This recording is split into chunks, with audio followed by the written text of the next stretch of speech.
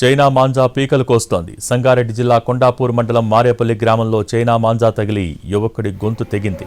సాయిలు బైక్పై వెళ్తుండగా దారం మెడకు చుట్టుకుంది.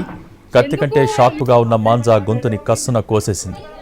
ఊపిరి తీసుకోవటం కూడా కష్టమైన యువకుడిని హుటాహుటిన సంగారెడ్డి జిల్లా ప్రభుత్వ ఆసుపత్రికి తరలించారు.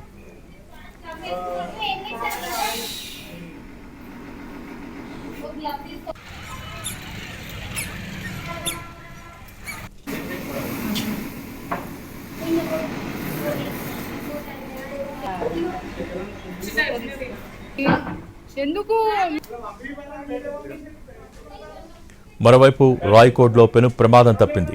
బైక్పై వెళ్తున్న యువకుడికి చైనా మాంజా తగిలింది. ఈ ప్రమాదంలో బాధితుడు సాయి కుమార్ మెడకు గాయమైంది. దాంతో యువకుడి మెడకు 4 కుట్లు వేశారు. జహీరాబాద్లోని ప్రైవేట్ హాస్పిటల్లో వైద్యం చేస్తున్నారు.